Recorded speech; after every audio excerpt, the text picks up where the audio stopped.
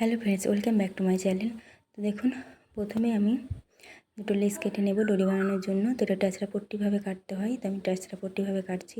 এটা 1 ইঞ্চিও করতে পারেন, তার বেশিও করতে পারেন, সেটা বলে কোনো কথা নেই। তো আমি এটা আঞ্জাতে কেটে নিচ্ছি।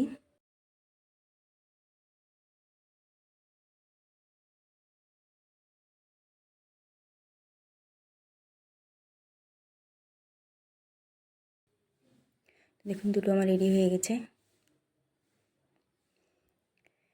এবারে দেখুন, ডরি বানানোর জন্য আমি দুটোকে ফোল্ড করে নিচ্ছি আর স্টিচ করব। তো প্রথমে না একটু বড় সাইজের করব, মানে মুখটা যাতে একটু বড় হয়, তাতে আমার পাল্টাতে খুব সুবিধা হবে। তো প্রথমে মুখটা একটু বড় করব, প্রায় হাফ ইঞ্চ মতো না, হাফ ইঞ্চের কম হলেও হবে, কিন্তু হাফ ইঞ্চের বেশি হবে না। তো দেখুন, হাফ ইঞ্চ মতো করার পর আমি যত পাতলা পারি স্টিচ করতে পারি। যত পাতলা করব তত আমার ডরিও পাতলা হবে। তো এই দেখুন, প্রথমে একটু বড় সাইজ, তারপর থেকে ছোট সাইজ। তো এইভাবে করবেন। এটা করব আমি, দেখুন এটা আমি মুখটা লক করে দেব, আর সেম প্রসেসিং হাফ ইঞ্চ বড় সাইজ, মুখটা একটু বড় করব, তারপর থেকে পাতলা স্টিচ করব। মুখটা বড় করে নিলাম, মোটামুটি হাফ ইঞ্চ মতো স্টিচ করলাম, একটু বিগ সাইজ। তারপর দেখুন, এবার পাতলা ফাইন যত পাতলা পারি আমি করব।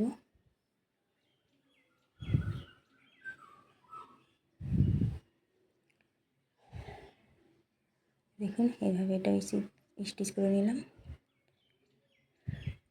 এবার পাল্টানোর জন্য আমি দুটো পদ্ধতি ইউজ করব। প্রথমে এক্সট্রা কাপড় কাট করে নিলাম।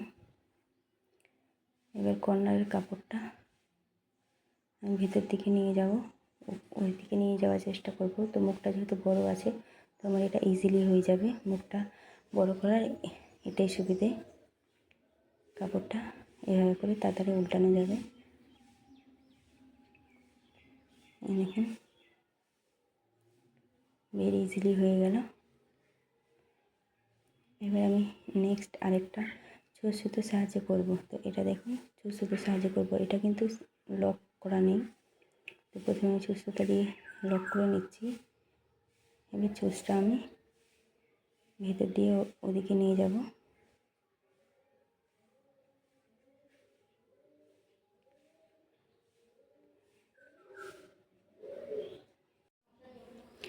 এইভাবে করে এই কর্নারটা ওই কর্নারের দিকে নিয়ে যাব।